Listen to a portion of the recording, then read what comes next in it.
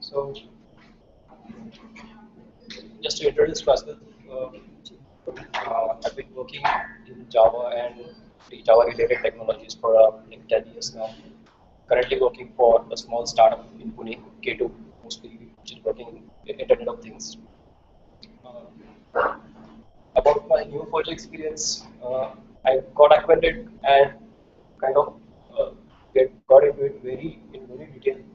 One of my freelancing projects, which was about sharing of rights, uh, it's live right now at write.ryte.in. So we used Neo4j first time for that. My practical experience was with an not so latest version of Neo4j. It was last year's 1.9.2 version. Current latest version is 2.1.4, which has smooth situation. It is different from the older one. So today I will be using the latest version of Neo4j for this.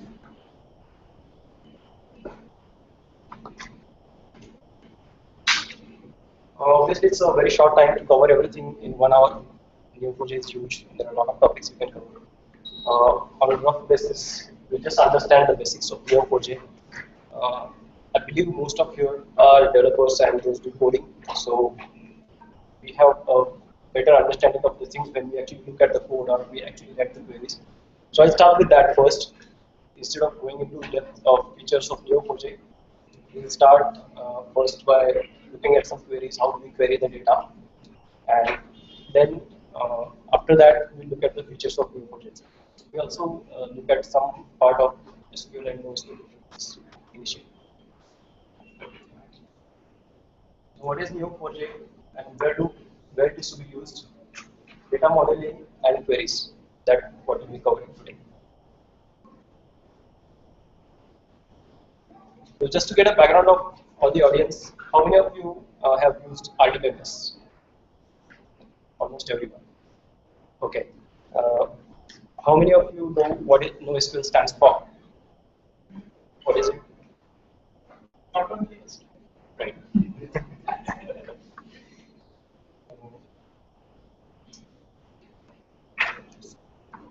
So in older days, when there was the only solution was RDBMS, it was kind of one solution fits all. We have any different use case. The only solution available was RDBMS. But as the big data evolved, or as we started with the uh, large social applications, the need for maintaining and managing huge data was increased. And then the different solutions spawned out of that, which are moving away from SQL related things. So, where does Neo4j stand for?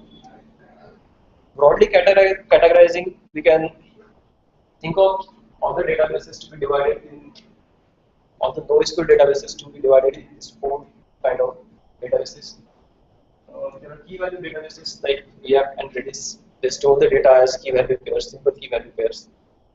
Document databases usually doing like MongoDB, which store the documents in some kind of document format like JSON. Then there are column family databases like Cassandra or Amazon DynamoDB. They store the data as columns. And then the graph databases, which is Neo4j. There are other alternatives to Neo4j as well, which is like OrientDB. So one of the key difference between SQL and NoSQL is that most NoSQL databases are schemaless. So they don't impose any hard schema on that. For example, if you get MongoDB, the document JSON can be anything. Even a single collection can have any type of different documents in that, which can have completely different attributes, completely different columns. Also, to increase, most of these solutions came up because they wanted to target some kind of specific problem or some kind of specific performance issues. So ultimately, they have to do some kind of compromise in terms of features or performance when it comes to comparing to the relational databases.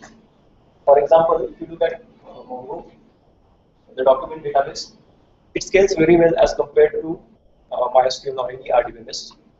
The trick is that it's not fully transactional. So if you want to support full transactions, then because it becomes difficult to spread the data across machine and to manage the transactions. So to scale, you have to certainly remove certain limits on the transactions. That's what MongoDB does. It does support transactions, but in a very restricted form, where it allows transaction only for a given document and not outside the document. So these kind of compromises need to be done to get to a certain performance or certain feature.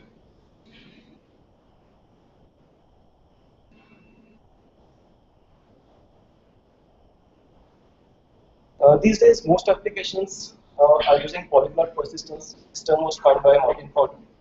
What this means is that you can't just go with one NoSQL database, because one NoSQL database, as I discussed, NoSQL database, they target very specific type of solution, very specific type of problem.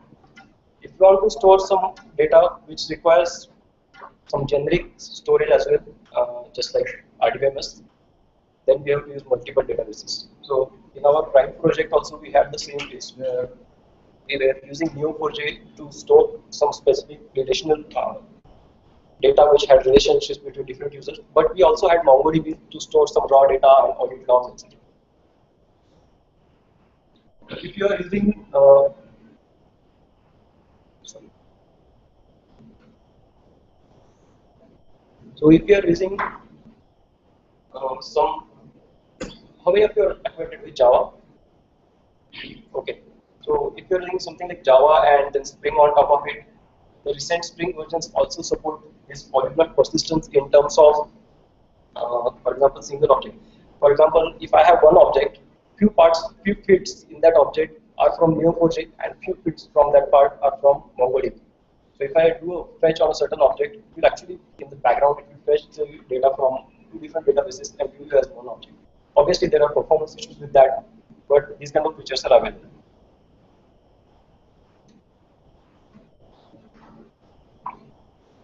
Let's move to graphs now. How many of you have already used graph databases or any other? Okay.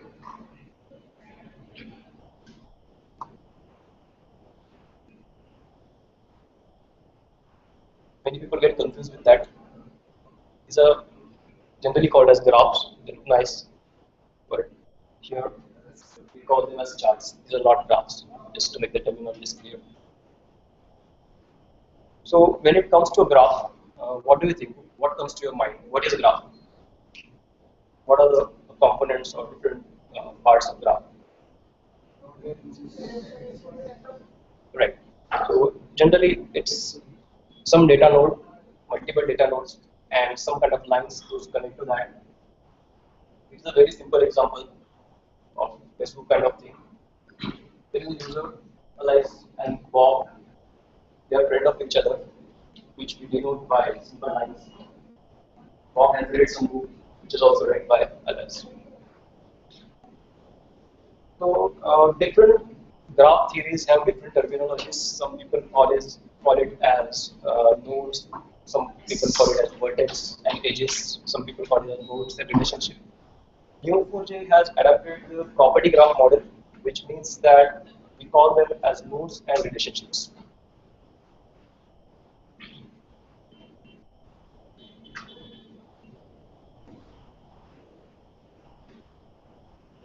Just to extend the same graph, now I have added some more data to it. It's the same graph as before. Only thing is that I have some different attributes from that. Bob is now named Bob. Age is mentioned. You notice also that I have added the label to the relationship, and also there are some attributes on that. So this is what the property graph model consists of. Nodes and relationships both can have different properties on them. And since Neo4j is kind of built using Java, all the data types that are supported here are basic Java data types, plus an array, which is an additional support apart from the basic Java things.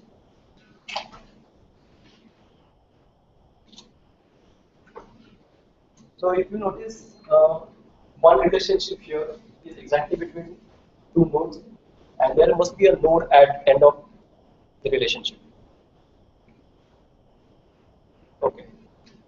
since most people here know RDBMS, let's think in terms of RDBMS and how does it map to Neo4j. Let's take a very simple example of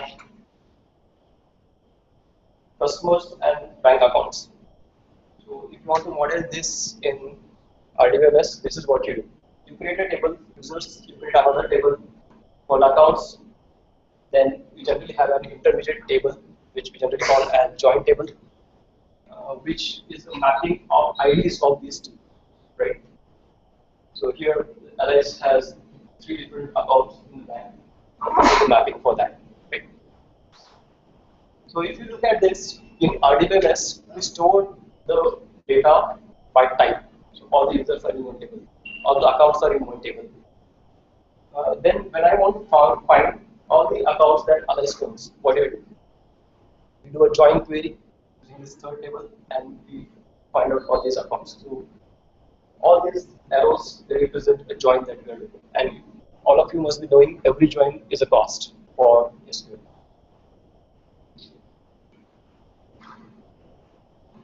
So just imagine the previous example I took, the Facebook example. Let's say it was the user table and I want to have the friends relationship. Okay. So in that case, there will be user table. Here it also be the same user table, right? And we have a join table, which probably is a mapping of different users. And I want to find a friend of friend of friend of friend. It will involve 4 joins, right? And doing that kind of query in MySQL is very non-performant or any RDBMS. So looking at this picture, let's remove all the unnecessary data from this. It will look like this. So those are still like tables, but this is the data that we wanted actually. Just another representation of the same thing. Now we have the user here and the accounts here. The join table is gone and we just represent the joins by relationships. And this is how actually the graph database stores the data. So the data is kind of pre-joined data. I don't need to do actually any join at runtime. So that's how the performance is increased. So how is the account number? What does the account number get associated? So the basic constructs of Neo4j, they are like nodes and relationship. A relationship has nodes at 2 ends. So if you consider as a Java representation of a relationship, you will find 2 nodes inside that, start and end. Internally, they are associated with their IDs. So for every object, you add object and the node and relationship. Neo4j gives a unique ID for that. So there is an ID field with everything. Come to that. So this is kind of pre-joined data.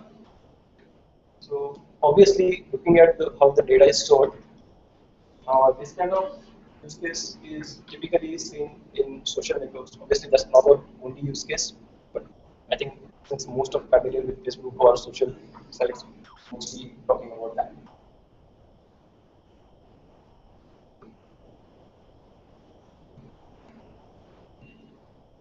Let's move to modeling with graphs. So you have certain particular problem and you want to create a graph of it. How do you do that? The simplest thing and most natural thing is start with the whiteboard. We go with an example. And this is another Facebook-like example I have taken. I shared something on the Facebook or social network. Sarah is a friend of Adam and she likes what he has shared and also commented something on something that Adam shared. This is the very simplest thing.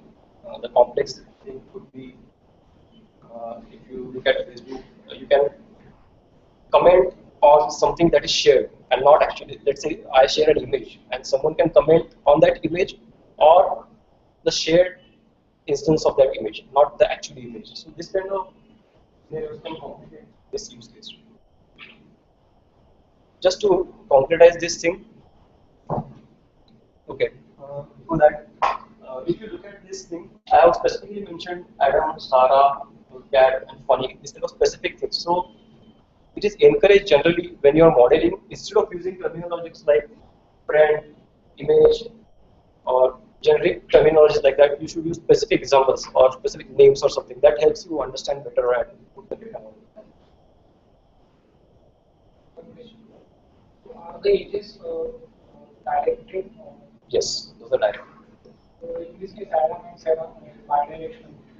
There is no such thing as bidirectional relationship in Neo4j. If you want to simulate that, you have to have two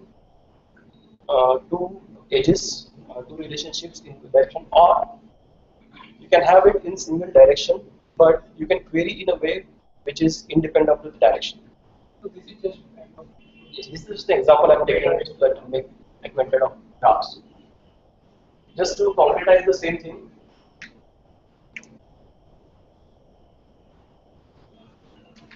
that will be transformed to something like this, and this is how exactly Neo4j stores the data on the disk. So it's not something which is stored in tables and then manipulated and then given to you. The storage itself saves the same format.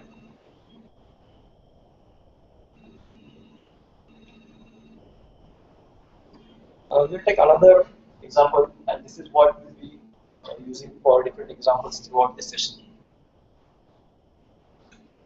Uh, this is about movies and actors who acted in and the directors who directed that. If you look at this simple, there is Tom Hanks and Hugo Weaving acted in Flower Atlas, which was directed by Dana who was directed Matrix. This is a movie database. To model this, we add few more attributes to that. So now the relationships are concretized. We just say acted in relationship and directed relationship. So if you look at this, the relationship have some certain type. Different relationships have different type. We'll add few more attributes. For the actor, its name, nationality, and if he has won any awards. For the movies he acted in, we have another attribute here, which is role. What role he had in that particular movie. So Hugo was acting as Agent Smith in the Matrix. Let's say this actor had multiple roles in that particular movie. How will you represent that? Anyone? Did you understand this process? I mean, these two parts. Actor acted in this movie, and here there is a role for that particular acting. the award you have the commerce of that thing. The role also you can have or you can do that role as an attribute of the. No, you can't do it here because he might have acted on 100 other movies. Like, similarly, almost one Oscar and Yeah, you're right. So there are two ways now. Here I can put, as I mentioned, Neo4j supports a array property for array as attribute property attributes. So here I can use an array specifying the roles, or I can have multiple relationships, right?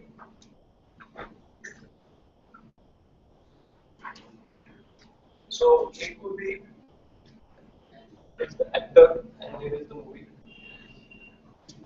Here role equal to something, and here it could be role equal to some other role. Right? And these are acted in relationships. So it's one way to model, and other is to put this as an array, just comma separated rows. This is a least efficient way because Neo4j doesn't allow indexing and these things on that. But for the session today, we'll go with that simplest case where the roles are maintained as an array.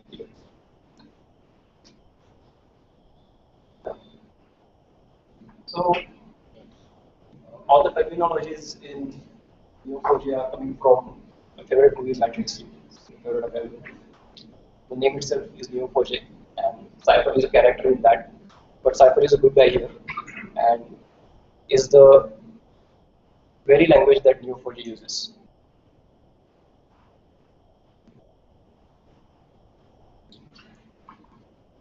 So Cypher is a declarative pattern matching language, which means that you tell Neo4j what do you want and not how do you want. So how it is taken care by Neo4j, you just need to specify what you want. So this is very similar to SQL. The syntax also is somewhat similar to SQL, but you can't really say. And it has been specifically designed for graphs.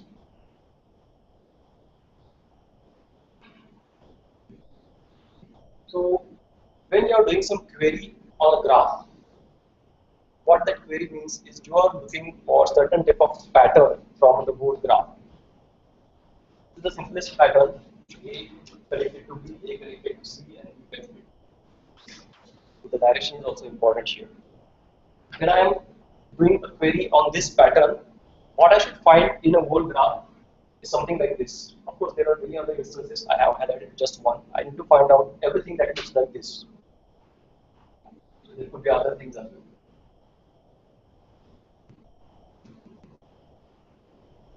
Right?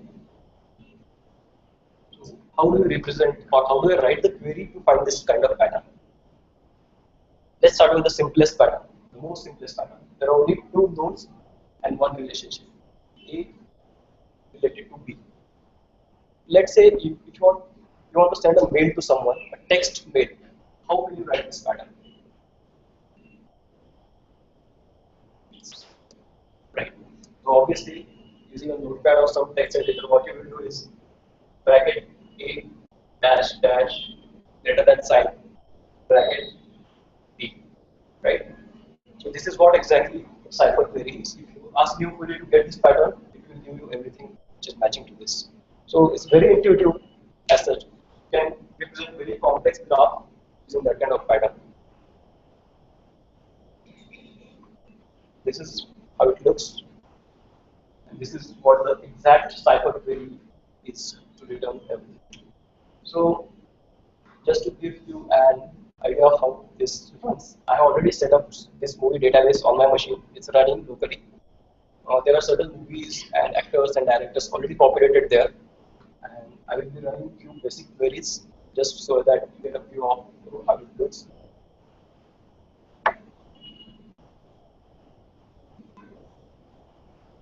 So when you start Neo4j locally, it will also start a web browser. It runs at 747 port, and you can browse the simple utilizing that. Of course, this is for, it's not kind of a production tool where you can go and debug your data from this.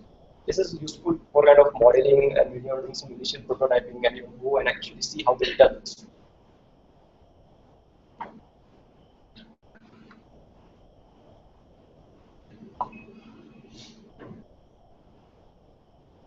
So this lists all the nodes that I have. So I have two types of nodes, movies and persons. These are relationship types that I have in my graph: acted, directed, produced, stored, follows, etc. And these are different properties that I have. This is where the database is locally stored on my machine. The size is like 2 MB. Okay, so just to avoid my typing, I have pre-populated some queries already. So the simple pattern that we look at is here.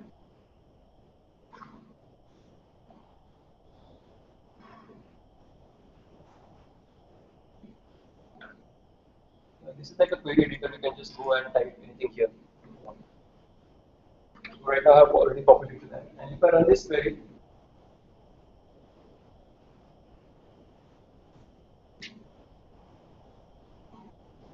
okay, so it basically return me everything in the graph because all the nodes in the graph are related somehow because there cannot exist a relationship without a node. So I almost got both the graph in the memory. I can have a tabular view as well. So this things as a table.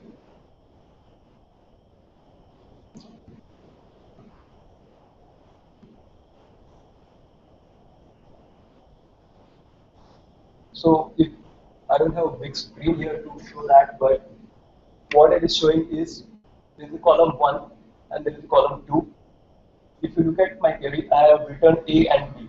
So A is the left side node, B is the right side node. I haven't written anything about what the relationship is in the query, so it's not written in that. only two columns in there. Basically, it's written you on the graph. Is that clear? Are you understanding that? That, right? So I can understand the queries match A, B. Right. What's the return A, B doing? Return A, B, we find all the patterns that look like A to B and return the two nodes and discard the relationship with them. So I don't really worry about what the relationship is in between, right? It's like condition and what you want. Right. This is kind of where clause in SQL.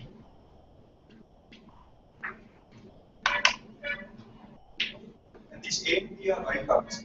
Yes, you can put your name in place of that. Anything. It's just an identifier, just like a variable name. I can put A, B, C, or D, anything I want. In fact, we'll look at the next stage. So,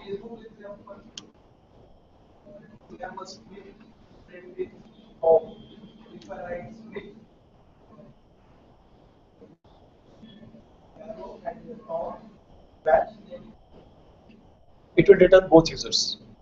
That depends on the return clause. Right. All of it will be returned, but let's say there is a user A1, A, and he has two friends B, C. And if I fire this query, it will return me A, comma B, A, comma C. If you look at the tabular result, that's what it was showing.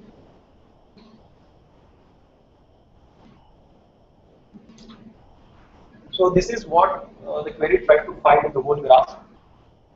Basically, everything will match because everything is consisting of the same pattern. Yes. Between A and B, there are some multiple relationships. Right. You would return one set or multiple sets of It will return both relationships. So if there is something like this relationship type is some E1 is T2, then we return A, B, A, B twice. Since I have discarded this, we just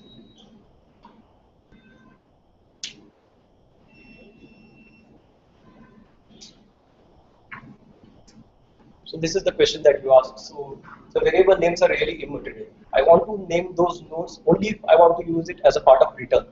Otherwise, I wouldn't need it. So in this case, I just discarded that B part of it. So I can fire a query like this, and it returns A. It will return only the first one, not the second. I don't care about the second one in that case.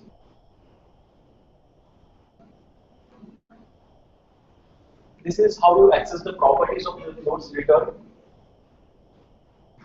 So this will return actually the name on that particular nodes. Let's run this.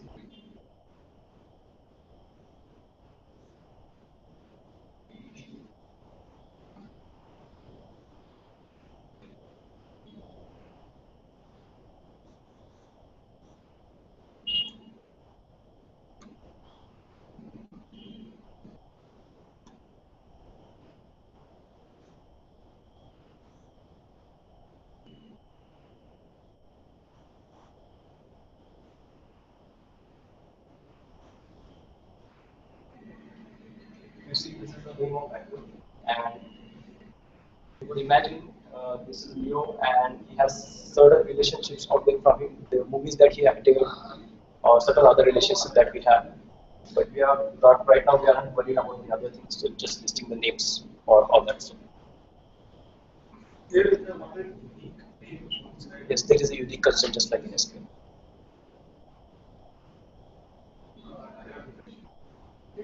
The movie, like where you had actors and they talk and the movie written and directed. Right. I want to see like if Tom Hanks what movies Tom Hanks Yes, we'll come to that for the queries. Yes. Also, in the same example, you have mentioned attributes out there, like nationality. So, would it be that we'll be storing like if both of them are from the same nationality, or say both of them have the same attribute? Would we be storing duplicate data than them, or it would be stored? So two actors have same nationality. Same. Yeah. Everything is I mean, the same. looking at the model, it has to be separate because those are the properties of that particular actors and not the relationship between them. Right?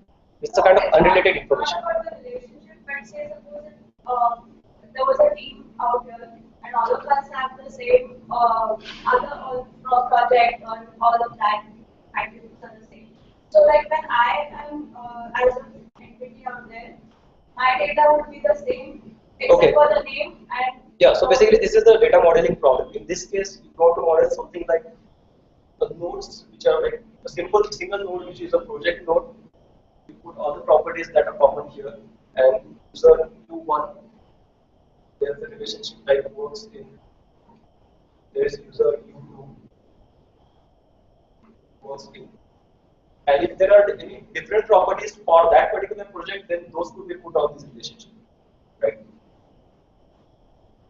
So basically, if I have a relational database, can I say that nodes are somewhat analogous to entity? Rows. One node, if you remember the initial part of the talk, so In entity relationship, here, even the yes, you can compare this to entity. even the relationship can it be considered entity? Yes, you can query it as an entity, but it's actually not. It's kind of a traversal path. It's a relationship. But from a query perspective, you can just query it as a node. The first class citizen is not. One question. So, clear example, when one actor has created multiple roles. Right. We had a couple of options. So one of the options you said that you would explore as array of Right. multiple roles. So if I want to find out a particular actor, that particular role, how would I do? Yes, it supports Neo4j Cipher supports a clause which is in. You can find using in, just like SQL. So most things are analogous to SQL here. Let's move a bit further. So right now, for all our previous queries, we just discarded what the relationship want. What if I want to retrieve some data on the relationship? Just like variable names on the nodes, I can put a name on that particular relationship as well. So here, I name it as R, and this is the query that will return me that particular relationship along with the previous query a.name, which return the actor. Let's see what this query returns. So if you observe this type R, type is a inbuilt function available with Cipher which will return you the type of that particular relationship. So in this case, it will be false name. So every relationship has a name type that will be returned by this type function.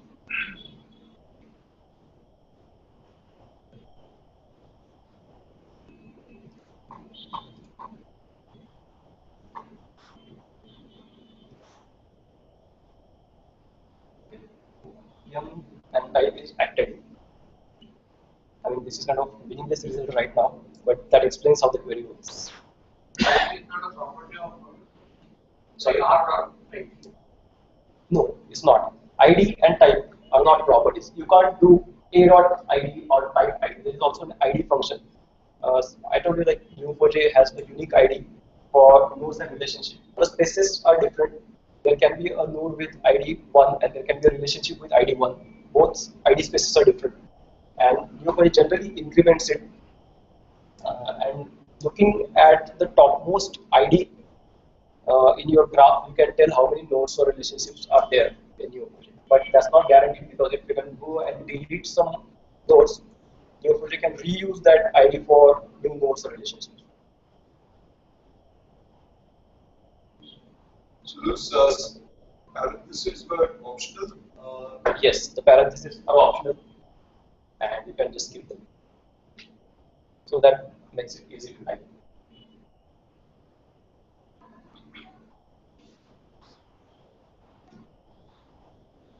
Now, if you look at the results, it's returning many other relationships of different types with different actors. Acted in, there is directed, there is wrote, produced, this kind of things. What if I want to find out only acted in types? I can simply annotate the relationship using its name. So instead of a variable R that I use, I can write total acted in N, N is standing for movie. So this will give me all the relationship from A to M, where the relationship type is acted in and no other relationship type. This is how we write the query. So right now, I just return a.name same as before, and write m.title, which is the title of the movie. So it should return me Keanu Reeves acted in Matrix.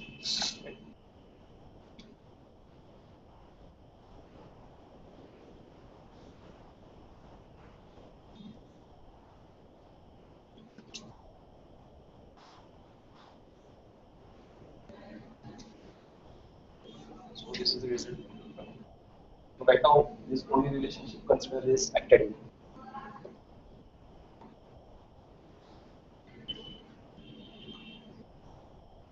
Everyone is in sync. Anyone finding difficulties?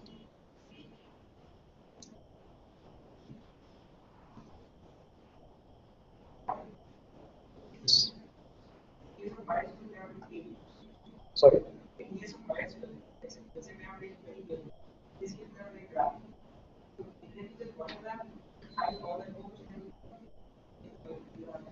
No, there could be, you mean in one database kind of thing? Yeah, in one database there can be multiple graphs. You can just create nodes without any relationship. So every node can be a graph in itself, right? So this could be totally disconnected things. And unless you connect two nodes, there won't be a relationship. So in older versions of Neo4j, like 1.x, they had a concept of called super node, and every node that you create was inherently related to the super node. But that concept no more exists. So in that case, the whole graph was always one. There were no multiple graphs in that case. But that's not the case anymore. You can have independent graphs. There is no way, because it's just a node and relationship, right?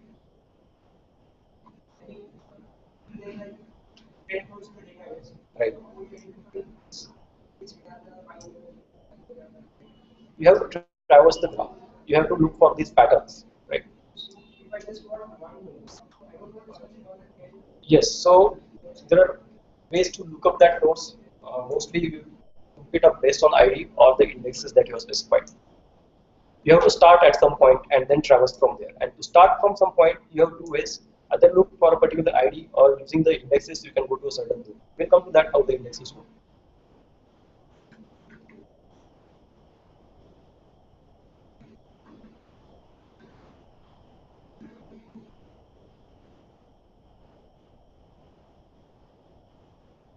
This is a bit extended version of the same previous thing.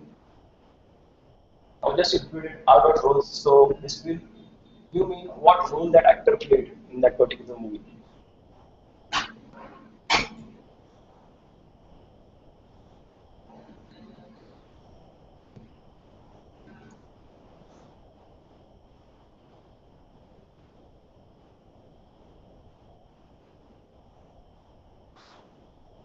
See, here we look as Neo in the matrix origins, the three parts of matrix.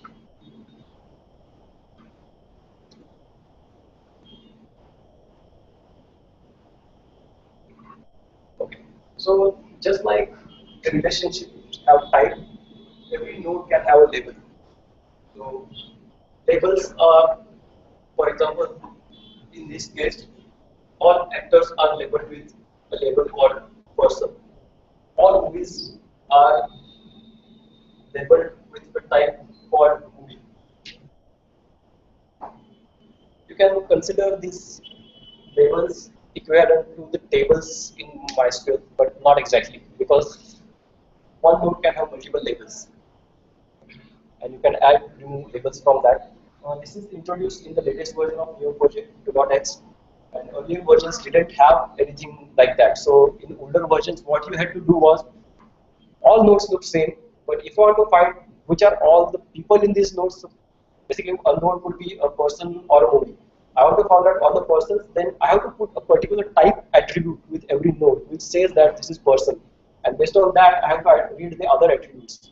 So you have to, since it's a schema-less, you have to define a particular schema or access method for that. You can define, if I find this type equal to person attribute on one particular node, then that node should also have the person address and some other attributes, something like that. So there is no impose schema on nodes as such. So with these labels, we kind of impose a schema on the graph, but it's kind of optional. Nodes are not mandatory. You just could do without any label on a particular node. So basically, it's a kind of tuning between schema-oriented and schema-less. You can make your database either schema-oriented or schema-less, or you can have some nodes with schema and some not with schema. You can tune between your requirements. So these are the very simplest cases. Okay, here I use this model person. What does this mean is that if you remember earlier examples, it was just A. So while looking for that particular patterns, Neo4j internal cipher engine, it will start with every node in the graph and look for that particular pattern. So there is no point in starting from a moving node and looking for an acted in relationship, because movie won't be acting in anything, right? So here I just reduce the domain to person labeled nodes. When you define a particular label on a node, Neo4j automatically adds a particular index on that kind of label. So all the labels are part of an index. So this person will have its own index, and the lookups will be faster. Basically, this query will be much faster than the previous ones, because it won't look for each and every node. It will start only from the persons.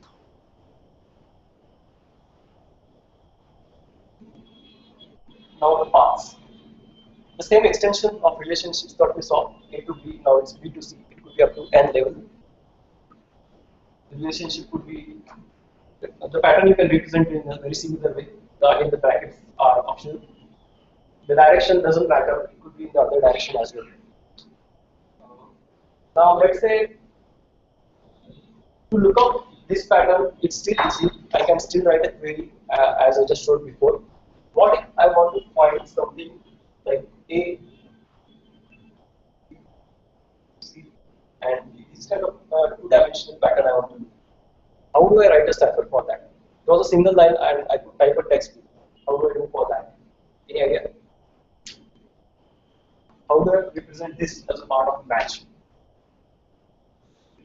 Some sort of a relationship operator or something like that. And operator. Yeah, kind of similar. The representation is very simple. So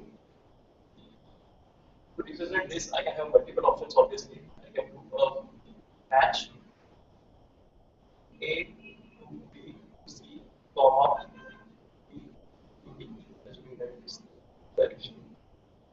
Okay, so this is a comma there. So you can just split it into linear relationship and just separately by comma. You must have one key comma in comma separated patterns. It's required. Otherwise, the query will fail. So basically, you can query the star kind of patterns using this comma separated syntax. So if I fire a query for this, you look up everything in the graph where it has B related to A and C in a directional manner.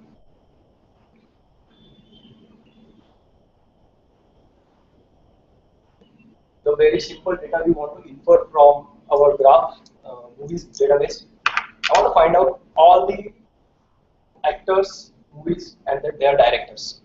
This is the query for that.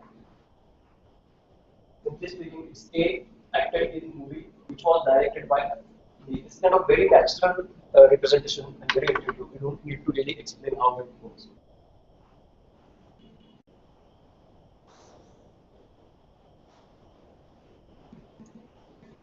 This is the same query.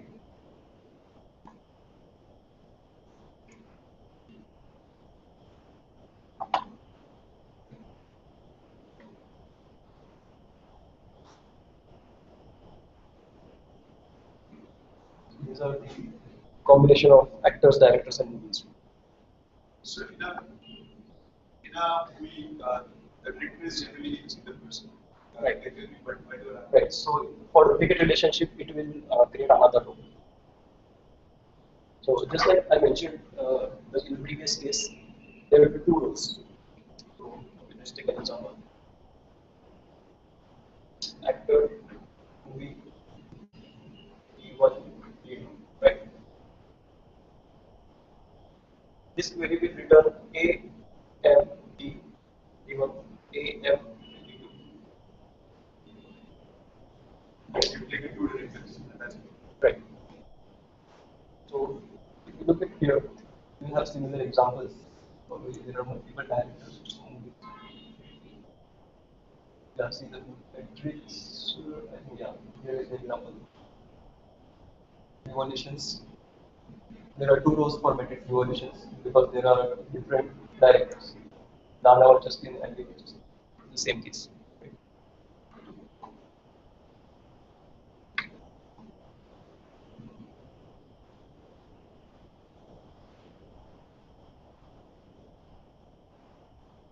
This was our query, and we look for all the patterns, actor movies, and directors. In this kind of graph, why would the nodes be repeated? A will be repeated. It's just a label that I'm using for lookup. It's not just repeated. This movie is different. So This nodes movie are is different. This movie is different. Right? It's like identifier that I use for that.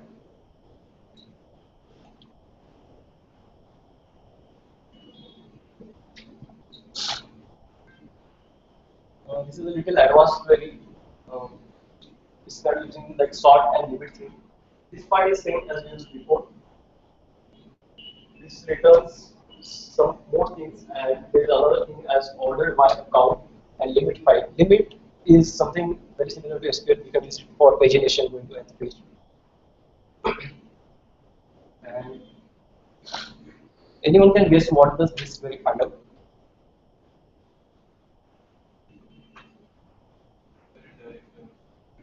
How many times? No. In how many movies can We were okay. You're close to it, but not exactly.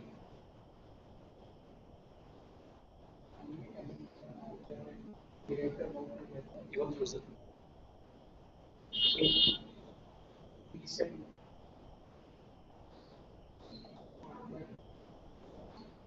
how many times? Not in this descending order. Yeah. So this is the maximum number of times the actor and director work together. And this is a bit complex query that right now to understand because you just started 10 minutes before. In this query,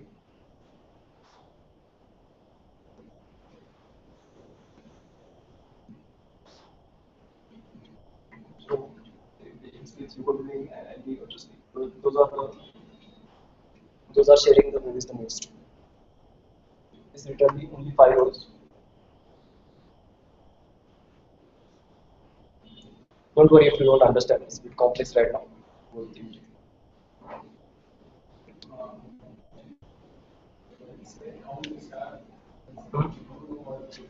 Right. So this is how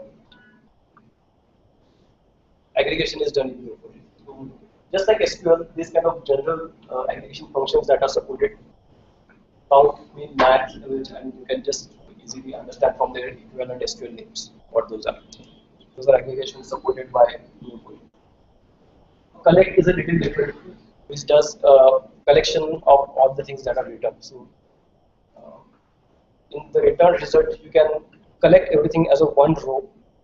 It's called as collection, and that's return. There's something called distinct. Yes, it is. There is a distinct keyword if you want to just avoid duplicates in the returns. You do a collect distinct or something like that. Collect is generally if you want to have the data collected in a single row.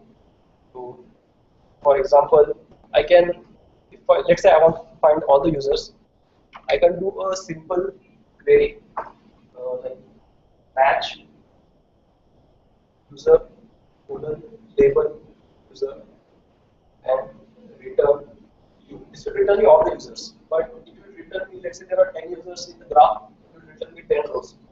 If you think from a Java driver point of perspective, it will give me an iterator and I have to iterate 10 times.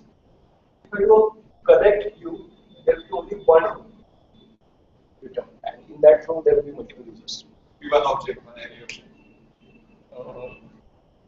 I didn't get that. So one string array object. Yeah, it's a kind of collection. can just map it to some kind of Java collection.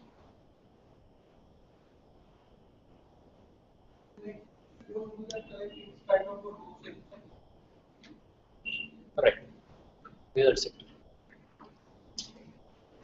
It's not the complete set of No, operations. not at all. I won't be covering the complete cipher today. It's impossible. There are not many constraints, and I'll be just covering a simple thing so that you can understand how it really works.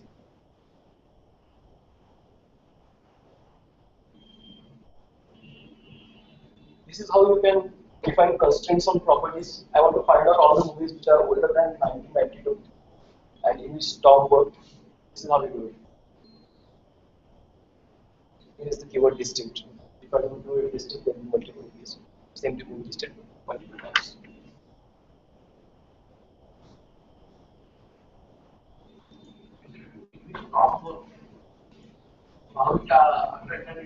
It doesn't. It doesn't. It's just a variable I used.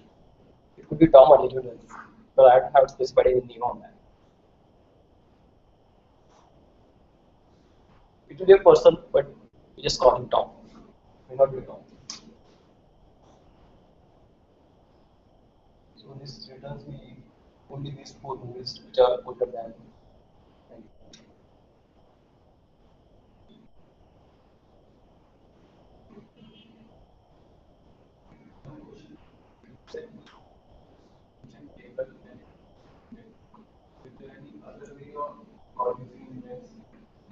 Yes, there is. We'll come to that when we do this. Okay, just let me explain right now. So if you want to specifically use index, you actually there is something called like hint in the latest version of Neo4j, but I am not really sure about how the syntax works on this. Another way is you can specify indexes on properties. So there is a syntax where you can create index and you can define the properties as a part of that index. When you put something like this movie.release, and if you have an index already on the release, that will be automatically used. You don't need to say or you don't need to ask the sample to use that particular index.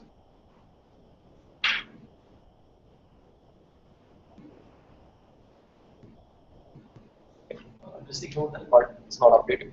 I just changed that query.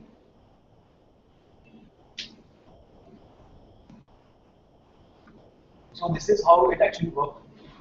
Find the very first finds the user, then it finds all the movies, and then it filters out all the movies which are greater than 1992. And obviously, as I mentioned, the index on that release thing will be used to do this.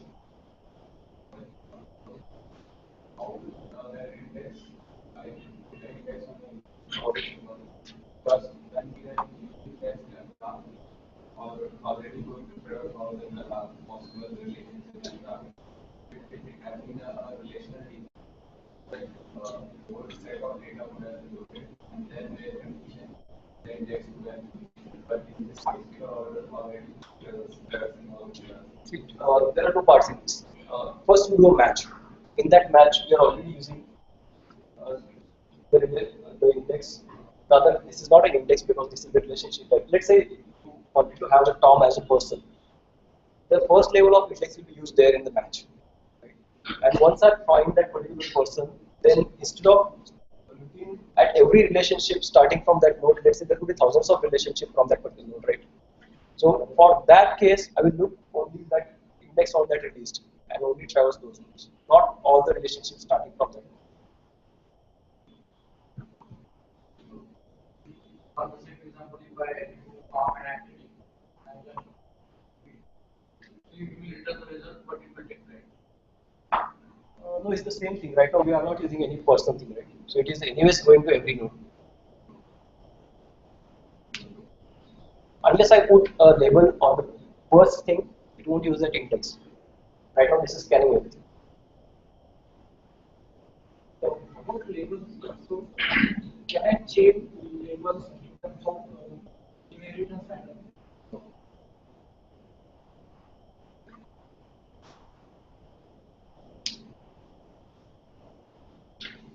So this was a simple example in the where clause where we have filtered the result based on the attribute value. You can also write patterns in where.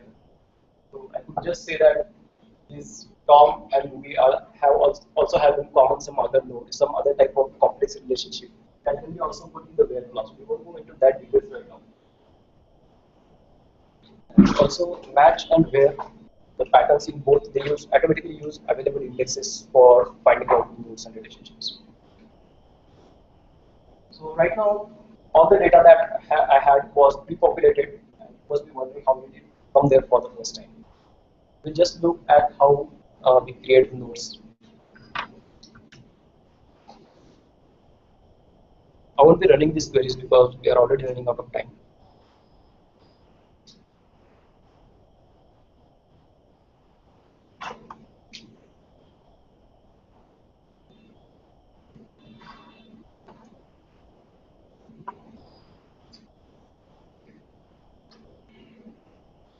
The syntax is very simple. Create movie with label. Movie is any name that you can give just an identifier.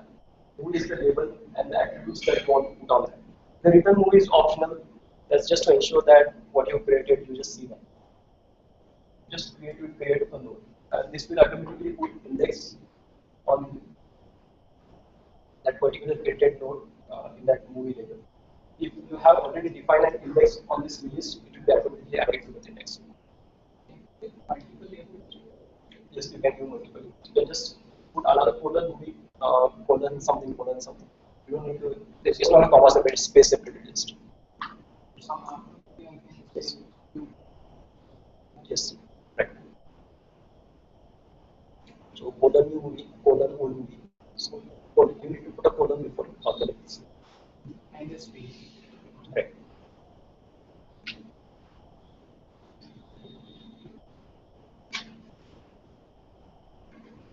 So this is just to verify the already created node. What I'm doing here is match movie, where movie dot title is basically the one I created and return that. This is one syntax. The alternative syntax is just like I use this JSON kind of syntax here, I can put it here. I don't need to write this where clause in that case. So I can say movie colon movie title basically right here in the curly brackets. So it's like we are already using this where clause. That's kind of more simpler moves use format. Adding properties to some existing nodes. Node that we created in the last example, just look up for that node using this where clause and set another attribute like this in the set clause. Adding relationships is also very similar. For creating relationships, you must have two nodes. Here are the two nodes, the movie and person that are in the where movie title and name. So I filtered out that particular movie that I want and the particular person I want, and then I created a relationship. So that syntax create unique. What this does is it looks for existing patterns in the whole graph, and if it doesn't exist, then only it is created. It also looks for partial matches. Let's say something like this already exists, but there is no roles attribute on that particular relationship, then it will only create that role attribute on the existing relationship. So it's kind of merged. Activity is already created. No, it is created in this. If it is already there, then it won't be created. The new one won't be created if it is there. It will just put another attribute on the existing one. So this is like creating a relationship between two nodes. Two random. Right. So let's say I created a movie using the previous syntax, created a movie node and created an actor node. I can relate them by this. This case specifically you existing river with given name. Right. You're saying the roles of this relationship are shown. Right. Given big and actor is shown. Yes. Can I add multiple roles there? Comma separate. It's common. It's an array. So it's going to merge, but it's going to replace the roles. It will merge. It will merge. Exist previous roles. They will be added to that. We appended. Yes. And if Sean already existed, it would also be added. No, it won't be added if it exists. It's kind of merge, so it will be kind of union of both things. But I very basically create a new relationship. Yes. These are like case sensitive as well. Relationship types and labels are case sensitive. Nothing else.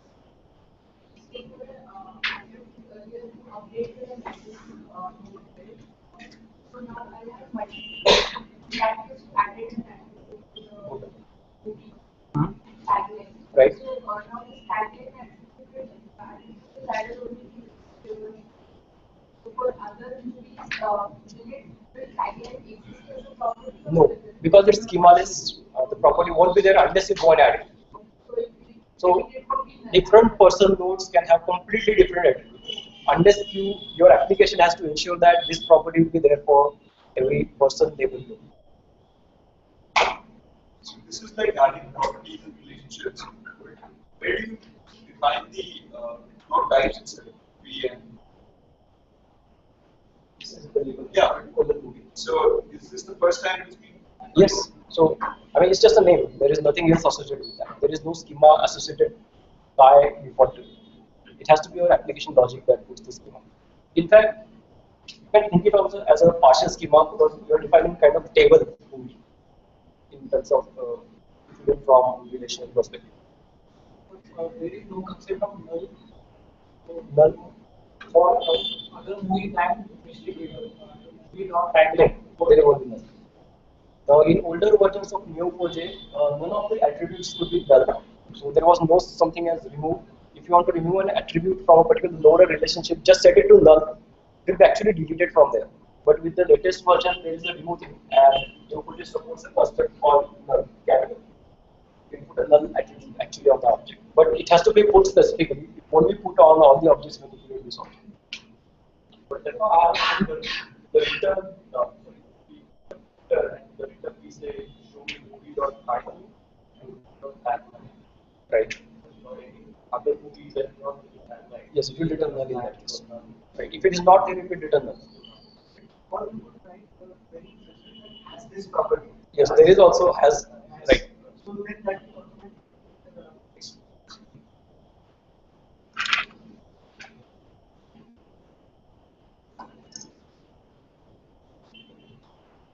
Deleting is also very simple. This is the first I look for a person that I want to delete. This is word delete. And then optional match. This is again a pattern. Then delete me and me is the node. I is the relationships. It could be any relationship. It could be 100 relationships going out or in from me. All of them will be deleted along with the node. So a relationship in Neo4j cannot exist without the nodes. You can't just delete a node if it has a relationship. You have to first go and delete the relationship and the node, then the node. If you delete both, Neo4j takes care of doing that. If I just try to delete me here, the query will fail if there are relationships. If there are no relationships, then it will work. This optional match is something like look for this pattern, but it's not mandatory to have this relationship. Kind of outer joining SQL. So if I don't specify optional here and there is a node which doesn't have any relationship, it won't be deleted because this pattern says that it has to have a relationship going out or in. Yes, we can give direction. Just like we saw in the previous patterns, dash, square bracket, dash, arrow. You can do the pattern. So we look, if you specify the direction, it will look for that specific direction. So this is how we can treat a unidirectional relationship as bidirectional. So A to B, while querying, I can write a query A dash dash B. This will return all A and B related irrespective of their direction. And I can have a pretty complex path without any direction unit.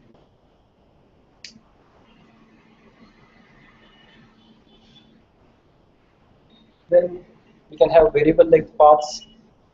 The most important thing, this is the syntax that you look for when you want to find out multiple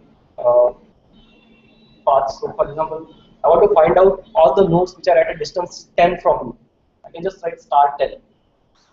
Imagine doing this in SQL. How many joins it requires? Some between algorithms are there, just like shortest path or Dijkstra's algorithm. You can return single shortest path or multiple shortest path available. What this returns is actually path means sequence of nodes and relationships. There are functions to process that using something like length of that path and nodes in that path. Those are like built-in functions. Okay, so that was all about Cypher that I was going to talk. That was just to give you a hands-on idea. And now I think the picture of whole how Neo4j work is little more clear or kind of crystal clear now. Instead of going into directly theory, I think that helps much better. So we look a little bit on the theoretical features of Neo4j now. So it offers three kind of APIs. Cypher is the mostly used, and Neo4j is promoting Cypher as the primary thing to access Neo4j data. There are other ways. It also has a REST API. Right now, also the server is running. You can access the data using REST API. I assume that many people should know what HTTP and REST is here. Right. Using REST, you can query something like a particular node or relationship, or you can also post a cipher to it and get the results as a REST response or JSON response. You can also write plugin APIs for special cases. This is something, let's say you want to traverse a graph database, and the server is running remotely. I don't want to really go and query one node and then find the relationship and then fetch the next nodes and do this all the time. So this most efficient way is to do this on the server itself, right? Just like stored procedure.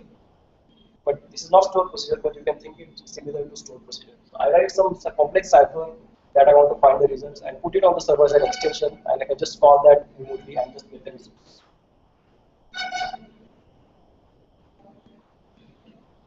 These are some features that are provided in Neo4j. Neo4j provides true 100% ACID transactions.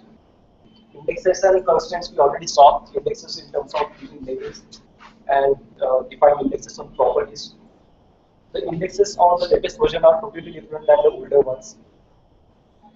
Neo4j provides two different running modes, server and embedded. Server is the way we are using this, for example, in this session. The server is running independently, just like you run your MySQL server or Mongo server. It's running independently and it can be accessed remotely using REST API. Embedded is your application within your code can start Neo4j instance and put all your graph in there. All the graph data is processed in file system, and Neo4j has some efficient format to store and retrieve the faster data in file system. So it doesn't use anything like a raw file system as such. It's just a normal file. High availability and master slave configuration is also supported, but this is available with only enterprise edition. There are two ways when you think of scaling, horizontal and vertical. Think of databases like Mongo. You can scale it in a horizontal manner. Means you have a certain part of data in one machine and part of data in another machine. Just split the data among machines. Neo4j doesn't support doing that for scale. Because of the nature of graph and the way the nodes and relations are so tightly interconnected, it's very inefficient to split the graph into multiple nodes. They are always stored in one particular node. So you have to have all your data in only one node in Neo4j. So this makes Neo4j to have,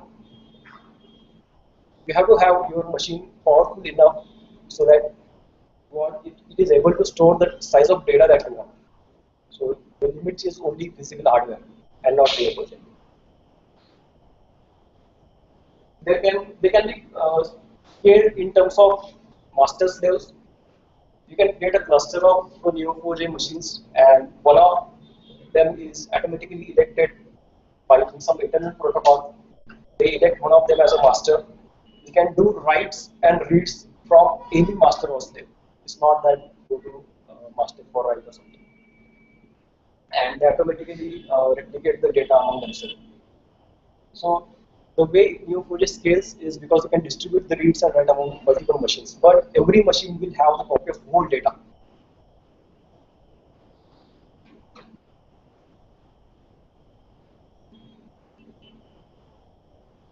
So the way we saw how Cypher returns the data, we have to have a way programmatically do and pass that. So Neo4j has almost drivers in almost 20 to 25 plus languages. There are also plugins like Stream Data Neo4j which can help you retrieve the data in an ORM kind of fashion.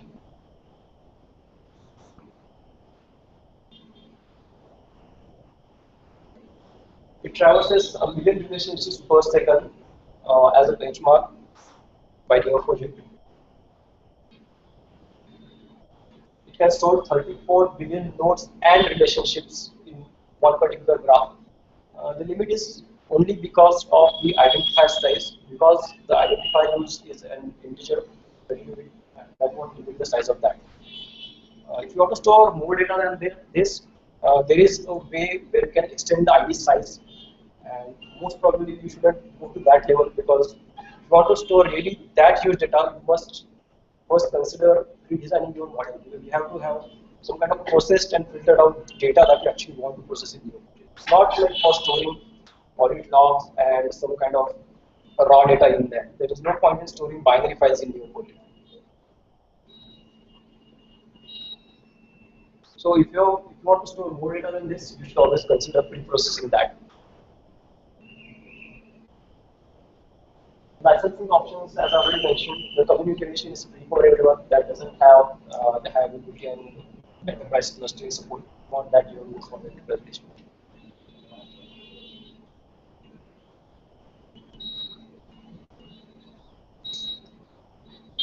So mostly, okay.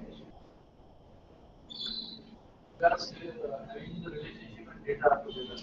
And I have a object data binary file. You can store binary data, but it's not a recommended way of doing it. Any object can be as a property or as a relationship. Right. So mostly what you should do in this particular case is you store your binary data on the disk as a file and just put the paths in the node, and then you can just go and read that file. Neo4j is kind of optimized for graph traversal and pattern recalls. So better use it for that. So what makes it faster than? Remember the first slides we talked about SQL. It avoids the n number of joins that you want for particular cases, not always. Like I said, when I want to traverse to n level of depth, doing 10 joins is very costly. So this, as I said, this is kind of pre-join data. So the joins are already there. That way, if you consider RDBMS, it stores data by type, but this stores the data by relevance. And mostly you access the data by its relevance, right? That's why it's faster.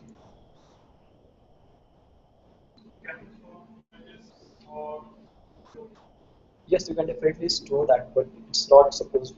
It's not kind of recommended to store that.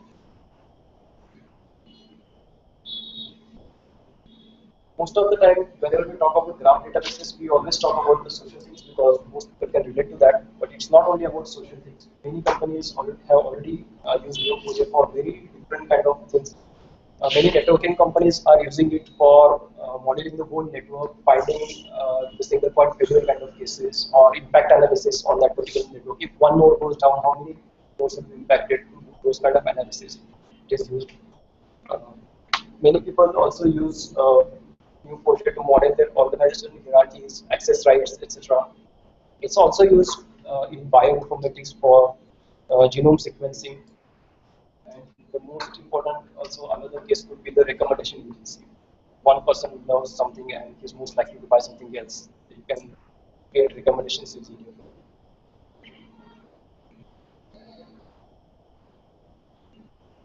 So if you want to start with, then you can find out what you can put in your own domain in a particular graph model and what would be benefit from that.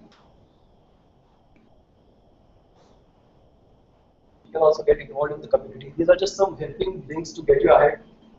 Mostly, if you have any problems on Stack Overflow, you will get most of the answers.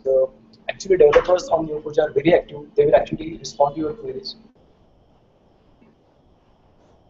If any issues can be reported on the GitHub open source. There are meetup groups. Even also, there is a Neo4j Pune meetup group, and we conduct frequent sessions on Neo4j.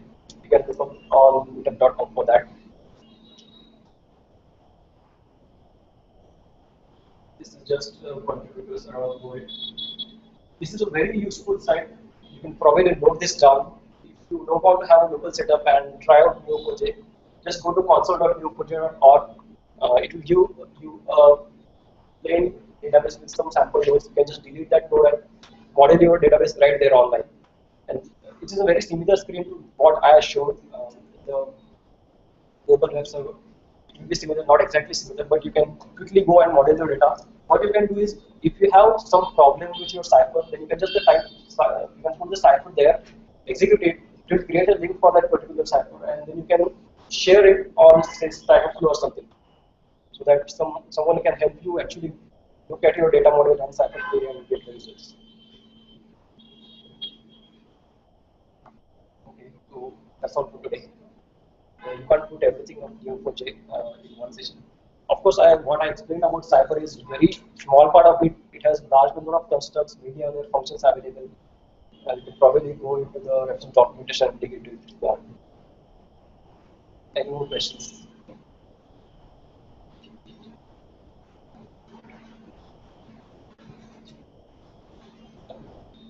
Thank you.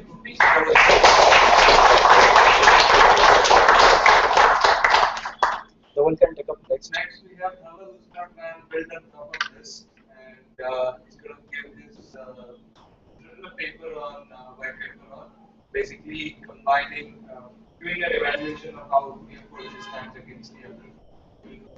Just before that, as you guys are aware, we had a Selenium conference in Bangalore, and then we hosted a bug bash. So one of the winners of the bug bash is actually here, and I've got Raspberry Pi. Awesome.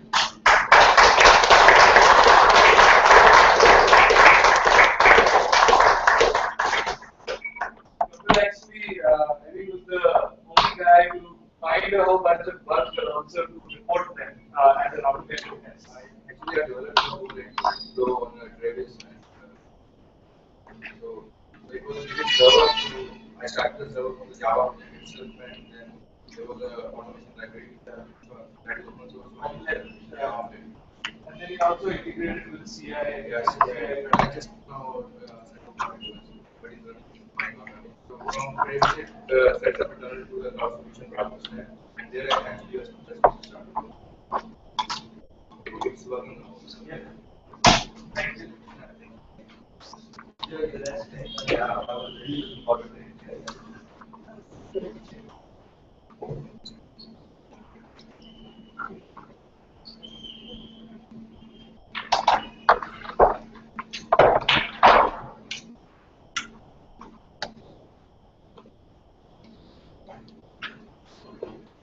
Take a break or something?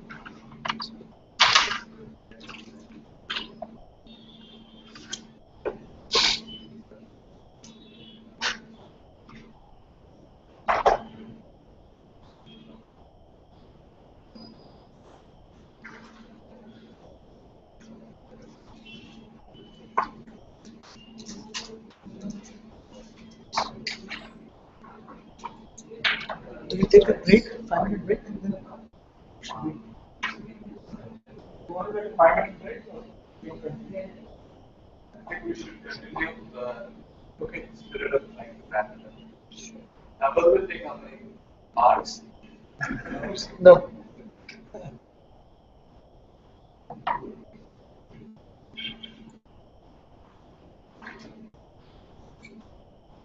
So, yeah. So, yeah, just to a brief introduction, I'm Dhaval, and I work as a developer. So, that's it. 2 minutes, in less than 2 minutes. So, to give you a context on this, basically,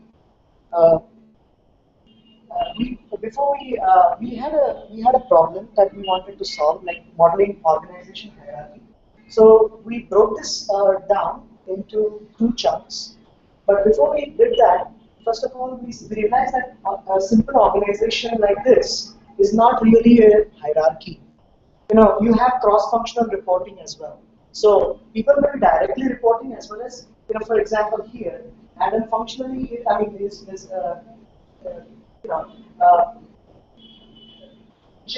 Pagan is functionally reporting to Jill, whereas directly reporting to Joe Schmo. Yeah?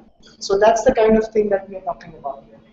And so even for a simple organization like this, it's not hierarchical.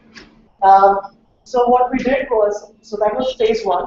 Next question was, how about if we want to model big groups like the Tata Group or the Reliance, where they have several companies and then going down. Also, we wanted to make sure that the UI kind of looked pretty close to what we have here. So what you see here is that in an organization at the top level, taking this particular graph into consideration, there are about 26 employees, whereas Smile Times has 12 people reporting. And so as you expand the nodes, you'll start seeing all the details and the names and all. So this is the kind of problem that we wanted to solve. Now that's just a part of the problem. What we wanted to solve was further that later on, if we wanted, let's say, skills to be added, projects to be added in the organization, find out what sort of skills are there, and how project-specific skills or organization-wide skills, so on and so forth.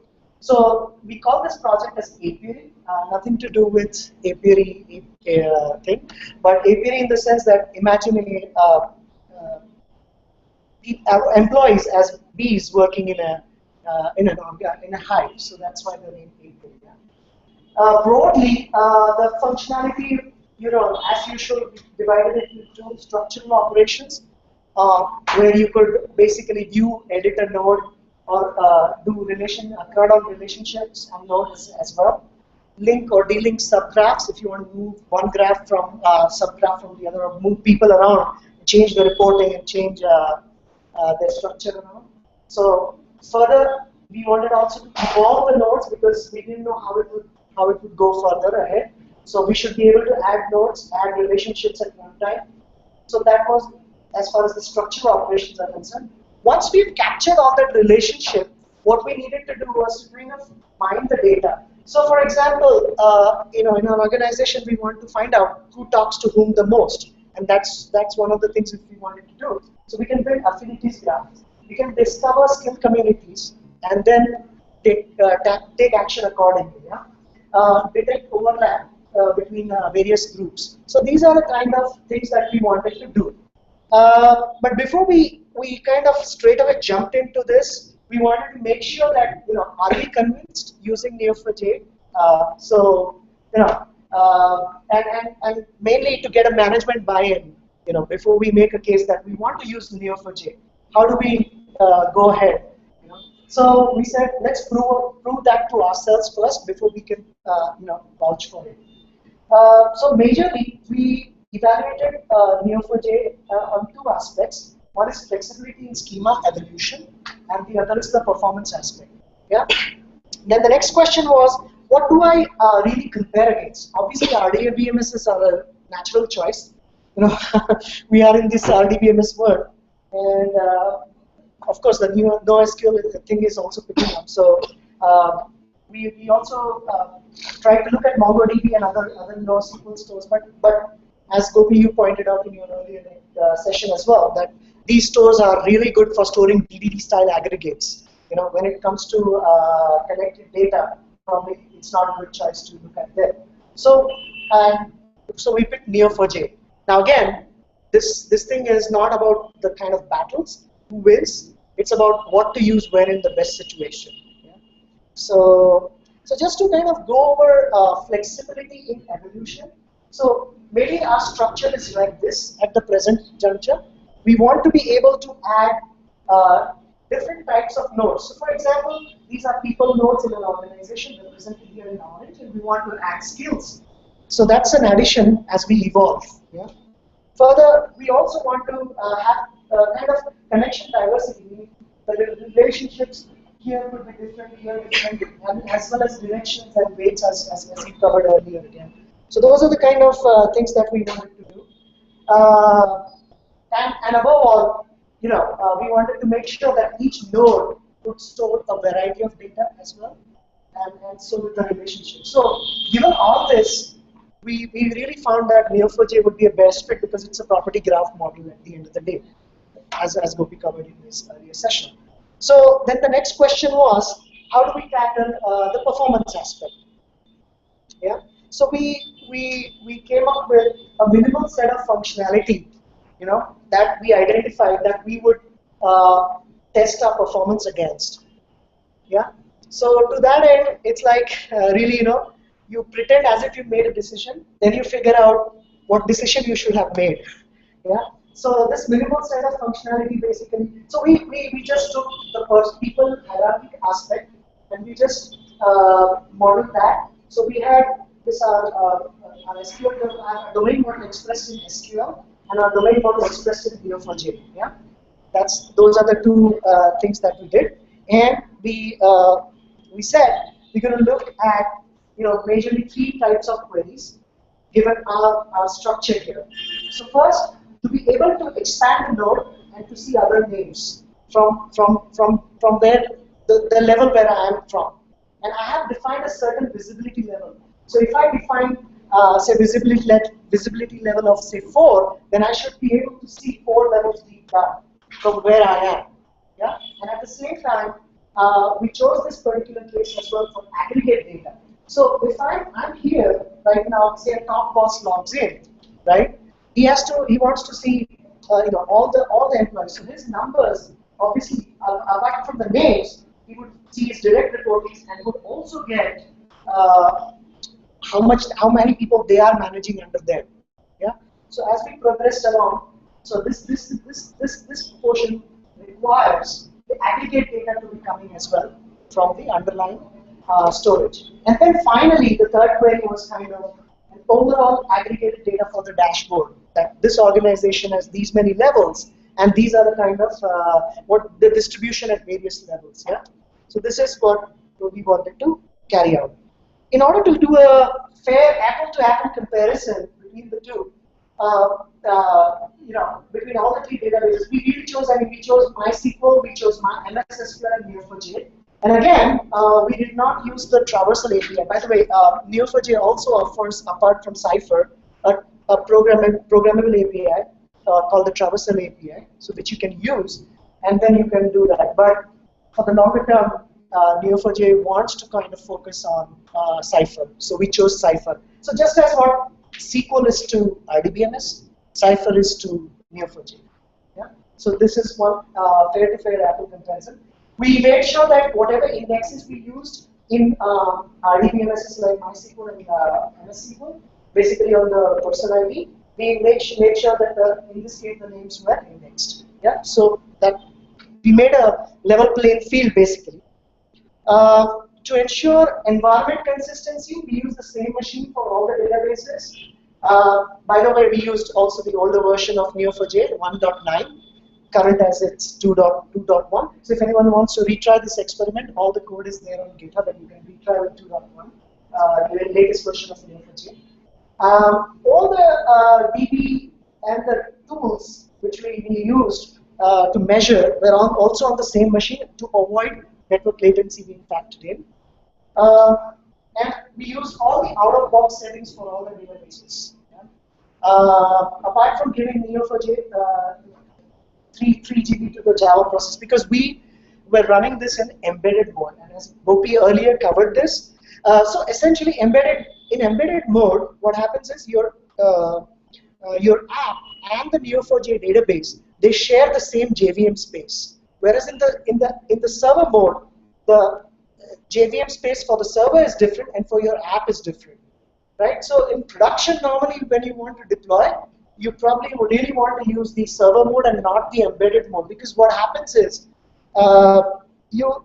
if your application is placing if too many requests come to your application, it will keep the garbage collector busy, and this JVM space, the JVM, you'll aggravate it, aggravate the garbage collector. So you really want to separate the two out. But for all purposes of measurement, we just made sure that we use the embedded mode. Yeah? So that was as far as the environment consistency across all the three databases was concerned. We also made sure that all the queries, all the data distribution was also consistent across all the three DBs as well as across Neo4j. So we had our DB populator scripts and all, which would go in and populate all these databases at different volumes. And for each volume that we tested, we had 8 levels in the organization. Pretty deep, but just we wanted to make sure that we are kind of covered. And we made sure that all the queries are also functionally equivalent. So, for example, if I fire a SQL query in MySQL, it would be returning the same set of results if I were to use Neo4j as well, but using Cypher. Yeah. So that's what we did. And all the measurements were also made considering the worst possible query scenario. So worst possible query scenario would be the top boss logs in, and you would want to see all the levels in the organization right down. Measurement tools, for MSSQL we use the query profiler. MySQL we used Workbench. We extruded the fetch time, and for Neo4j we programmatically load the queries in embedded mode. So we would issue the queries through the program and note the time. Yeah. So that's the kind of setup that we had, and then further. This is the first test that we ran, gathering subordinate name queries. So essentially, it's like from here, I want to go deep and get all the names get all the subordinates who are reporting to me until a certain visibility level. So like what Gopi explained earlier on, in Neo4j, the Cypher query would be just very simple, and it would just go down from my level until this visibility level. Get me all those people whom I'm directly managing. I'll get the path. By the way, this is using older Neo4j version, so the syntax is start, but the latest Neo4j it begins with match. Yeah, and then in the path, whatever nodes I encounter, I use the nodes function which is available in Neo4j and return all the nodes. So then I can build my stuff. Now, before I kind of go to this, I would like to show you the bit of data that I have here. So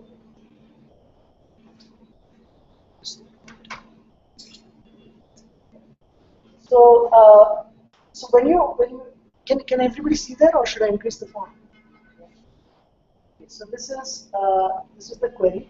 So what we did was we started issuing these queries. By the way, so if the visibility level was 2, then I would in Neo4j I would just pump in, give me nodes that are between 1 and 2 apart, right? In SQL and MySQL, I would have to do a left join with the tables that I have. So it will be a left join on reporting and the person table. Okay. So this is the kind of, and now if you see, interestingly, at level 3, I get each indentation of this. See, I have to do the third level of join. At level 4, so 1 minus every time the level of 4 that I have 3 left joins here, I have 2 left joins. And as I go on increasing the number of levels, look at the kind of SQL query that I get. It's recursive query. It just goes on building upon and on and on. So this is the kind of thing that I'm talking about. Now, just go back to the presentation here.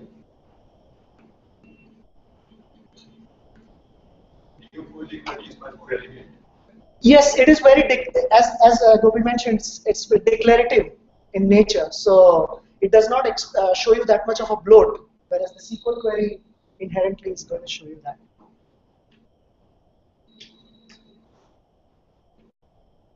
So what we did was, so I'll walk you through this. There is data, a lot of data here. So up here on the left top, there is 1,000 people organization with 8 levels. So I have levels here, and I have this 1,000 people, and this is the query execution time. And you can see how Neo4j is performing. It's at this point, it's probably worse than the remaining MySQL as well as MSSQL. Now I increase the volume of people to 10K. Again, I have levels running from 3 to 8. My MSSQL starts performing, showing the degradation.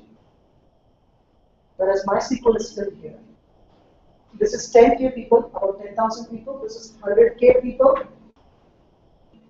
MySQL gone for a toss. MSSQL gone for a toss. Neo4j is still consistent. You can see from the graph here. 1 million people, again, from 3 to 8 levels. This is already out, but this interesting portion is this with MySQL here. Whereas Neo4j, they're kind of we were puzzled when we saw this. How the hell is MySQL kind of performance so better? And why should I use Neo4j? That was the real question. And we digged a little deeper, and the thing that we discovered was, and this was a surprise by the way for me also, that in MySQL the left join performs better than the inner join. It was very contrary to my thinking, but if anybody knows the answers here, I would like to see. So what we did was, out of interest and curiosity, instead of we decided to break the functional equivalence of the query just to measure the performance. So if we try to do that, what happens is, if you look at this is MySQL left join, which is a straight flat line, and if you look at the MySQL inner join, it kind of shoots up exponentially here. So what does this mean really, to the application? I mean, if at all, I run into a situation where I need to change the left join from inner join, all of a sudden I'll find myself with MySQL in a very bad position performance-wise. Yeah. So I would like to kind of the case that we took kind of surprised us because we had left joins. Not necessarily you may get that, but it's some kind of thing to probably watch out for.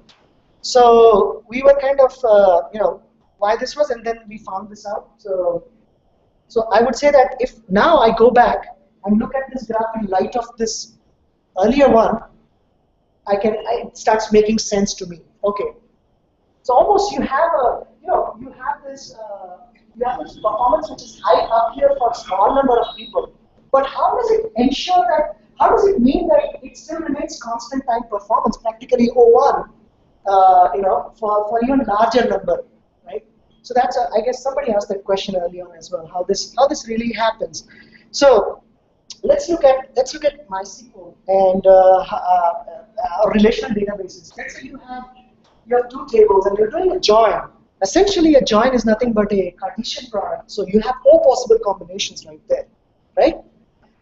So then you apply your where clause, and then you basically do a filtering operation, and you get your results down. So what you do is you take those two large data sets, you try to find out all possible combinations, gives you a huge one, only to get a small set of data, right? So if data size increases, obviously the query execution time is going to increase. Yeah. The other factor is that this is just about data size I'm talking. But if I take joins into account, I have more tables now. As we saw when I had left join indented, right, in the query, I went about 6 to 7 joins. At that point in time, this kind of goes for a toss. You are again having that many times to the power of join the data, that you kind of asking the database engine to compute, and then only to do a selection on such a small data.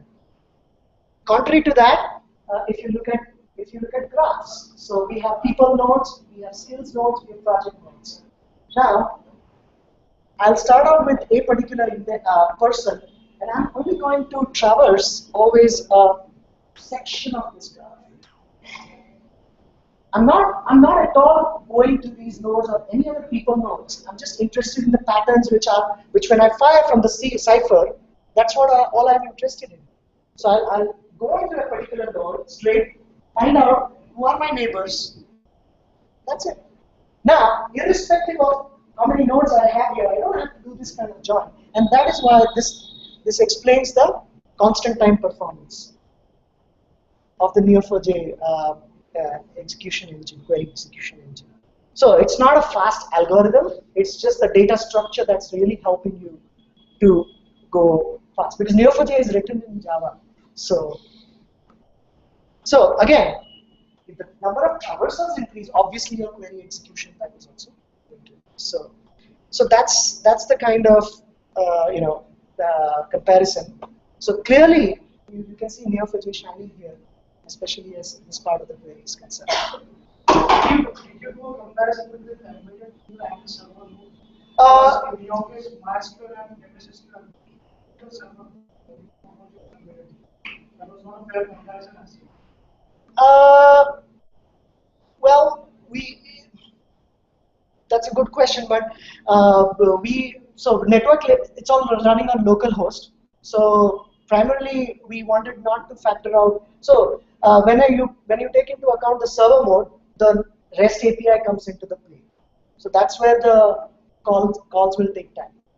So that's why we avoided that.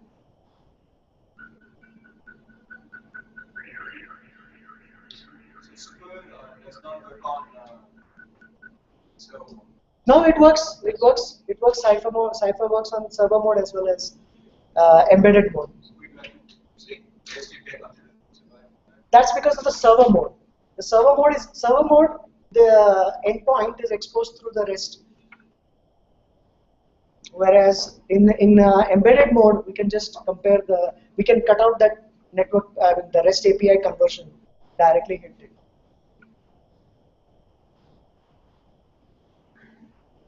So in the server mode, if I write a cipher, will it user execute The same way. REST API? It's the REST layer that's in between. Otherwise, everything is the same. You can execute Cipher in embedded mode as well.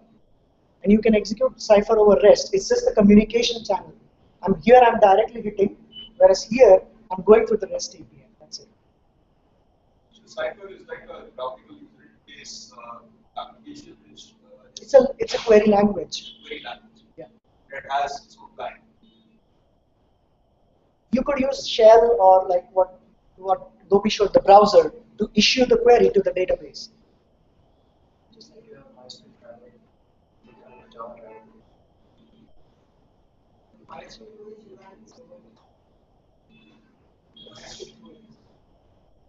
Yeah, meaning server mode in the sense, there's no, I mean, I could have used JDBC in that case, but we just use the query measurement tools.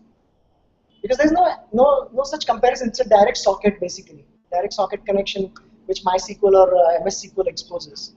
Here also it's a socket connection, but it goes to this conversion layer. You mentioned about weights of pages. Weights and relationship age weight. So does the performance be affected? Age, sorry, I didn't get it. Weights. Yeah, weights. So A graph will have some age weight associated with yeah. ages. So in a relationship, will the attributes be weights of that age, or Those are just attributes to the list. Wait for that as a direction. performance won't be affected? No, it's the type of the relationship that I'm interested in. Rest all, those are attributes attached to that relationship, I can get it out.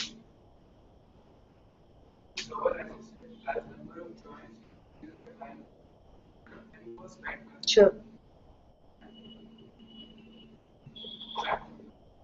Yeah? You want to say? Oh, the graph, sorry.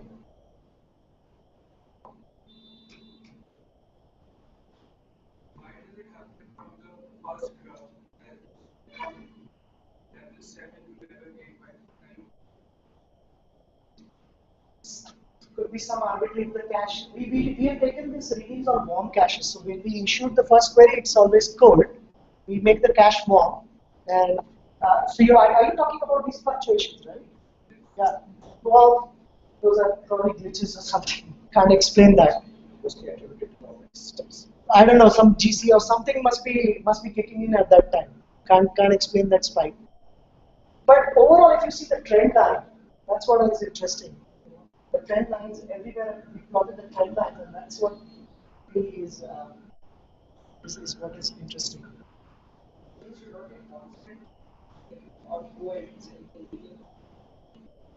So, which one are you referring to? Yeah, it's always constant. No, I'm looking. The first relation. You talk about only one related and basically one relationship.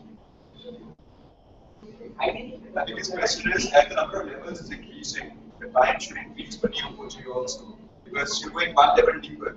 Okay, yeah, but I'm still, though I'm going the level deeper, the amount of traversal that I'm doing is just, it's constant time still. Order of O1, yes, exactly. Constant time. So I'm not taking into consideration all the nodes. I'm just hitting that person, right? Person node with the index, and just going to do the traversal. So that's where the whole performance gain is, and especially with large data set, this kind of shows up really, evidently. This slide stack to that line also. Yeah, but it's not. Yeah, it's true, but it's not that much anymore. So this was very encouraging when we saw this. That this makes sense. Okay, so I'll just. I'm happy to see. Surprise and happy to see MySQL. So I'll just skip this slide and go to.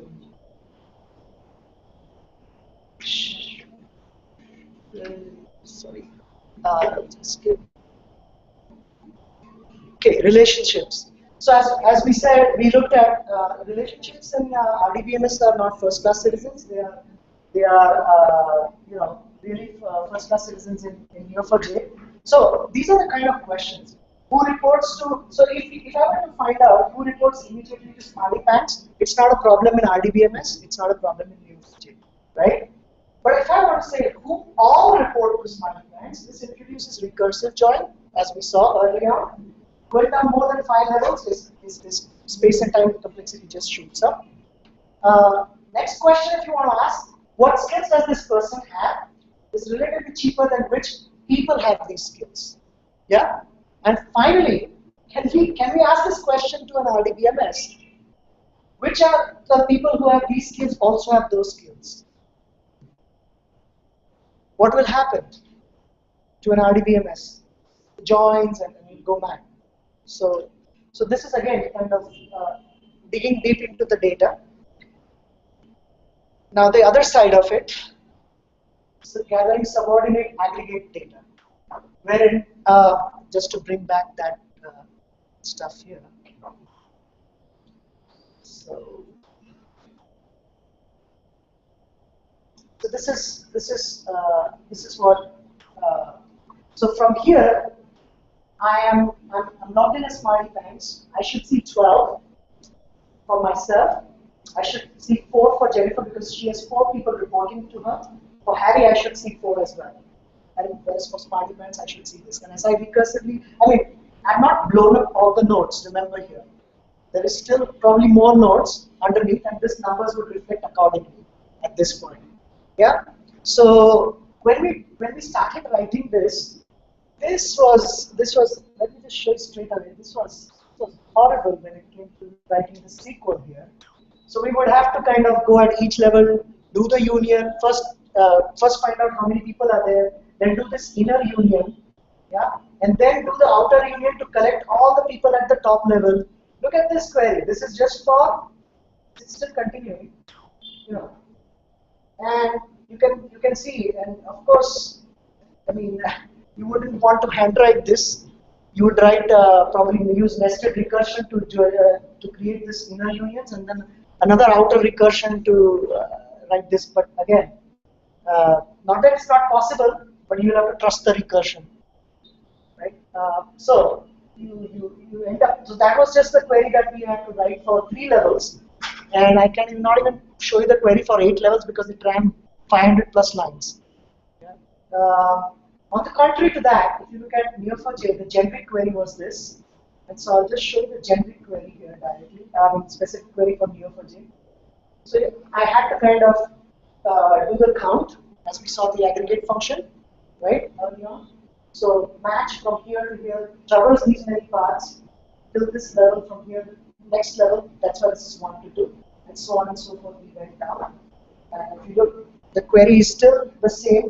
There's no bloat like SQL, so it's very expressive.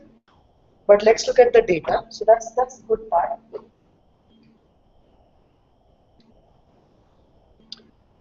So when we did this with different levels again, 1,000 people in the organization, 3 to 8. You see Neo4j is way up there. It's not even performing. It's 750 milliseconds to gather subordinate data. Whereas these jobs are done very nicely by MySQL as well. 10K people, both these guys shoot up. Neo4j probably is almost similar. But if you now look at 100K, now all the databases are kind of shooting up. You know, this is gone here, MySQL. Neo4j is here. So all in thousands of milliseconds. Yeah? And when you look at 1 million people, all the databases are sweated basically. So this tells us very clearly that neither of the databases are good for this kind of query. Slightly OLAP-ish in nature here because you are now gathering the aggregate data. So then the question is, what do we do? So we have to, probably look at other databases, like also look at offline computing, like utilize the data, push it, or do some sort of things. But that's one point which I wanted to bring up here, that for this type of query, none of the databases have shown good results. And then finally, I have the gather overall aggregate query. So these are typically the global queries where, in Neo4j, when you do node star, that means it's typically like a table scan in the database, where you go and use a select level and count ID from person group by level. So this is called global graph query in Neo4j. Where you kind of go to each node and then kind of do the aggregation there. Yeah. So just show you the results for that.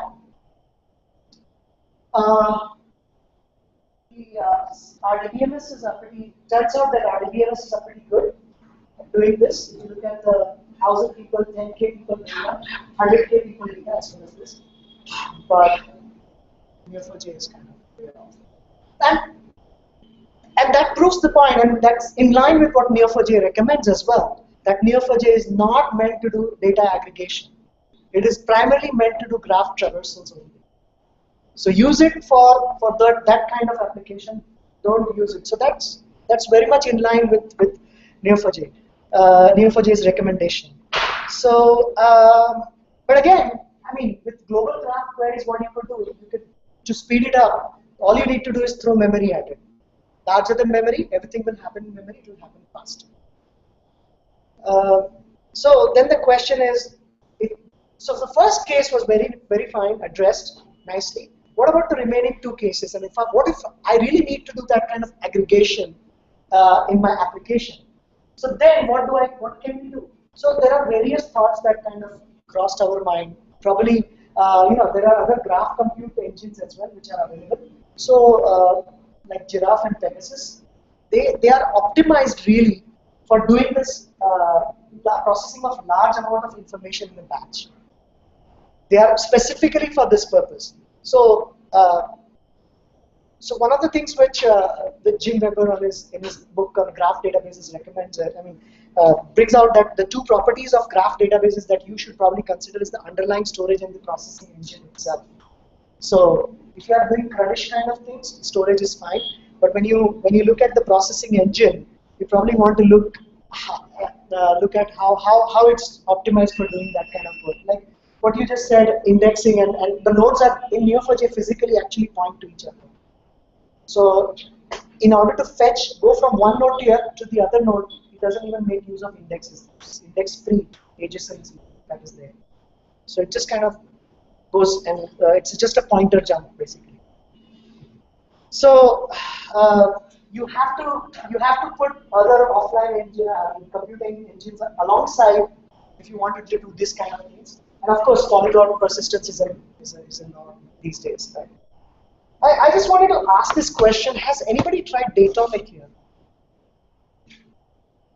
It's an immutable store, and it can also work with graph structures. So if anybody has tried, I would like to hear their experiences as well. It's one thing which is on my radar. I want to try it out some other time. But, yeah. So finally, we kind of boiled down our distillation was these kind of asking questions. I mean, it's not and, it's really or. If you have a highly connected data, and does your domain naturally gravitate towards, great number of joins? And are you really finding yourself doing this kind of stuff, cursive joins or lots of joins?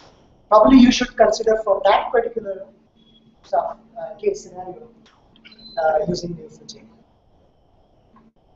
So that's it. I hope I've completed on time.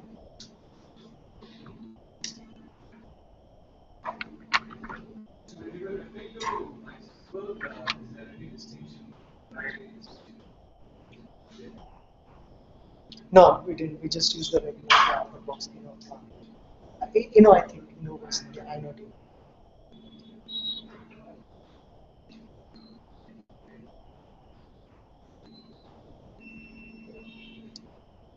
So in one case, we see that MySQL was performing well. In another case, it shows MSSQL performing well.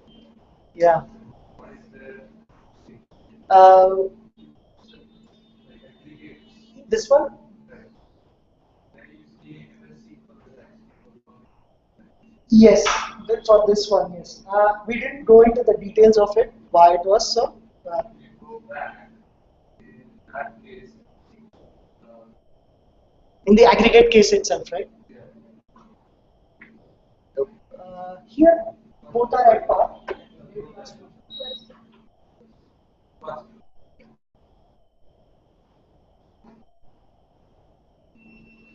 here you see that it's really high.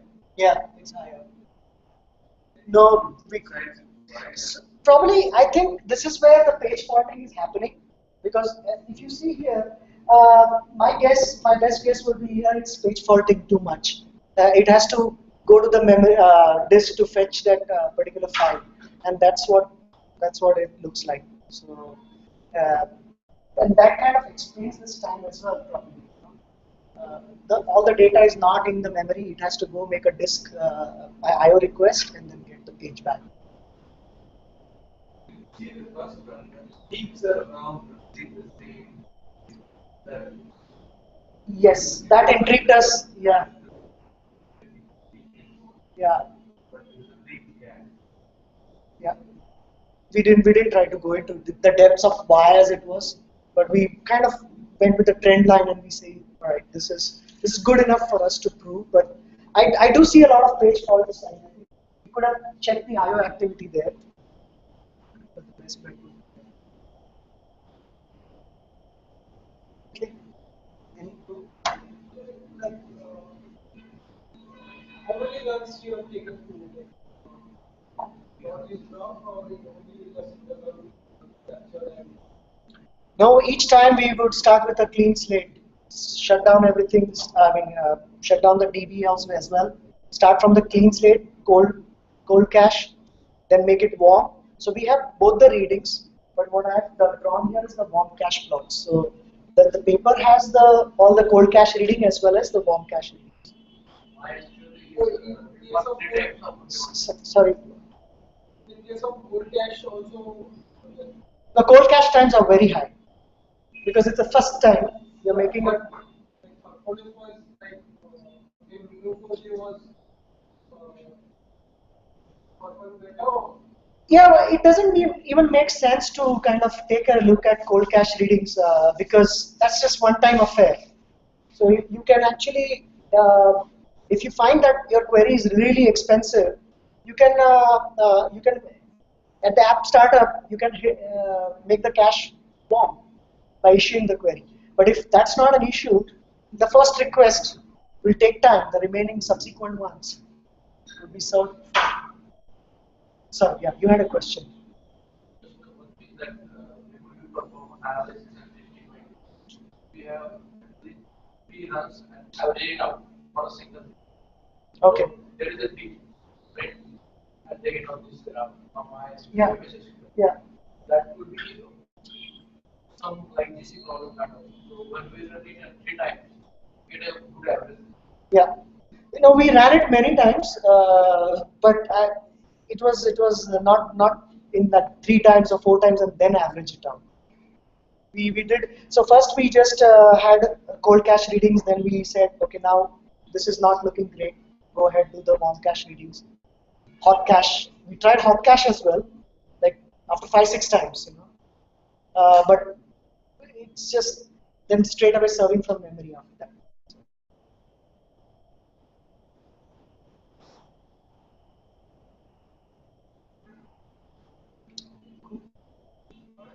Thank you.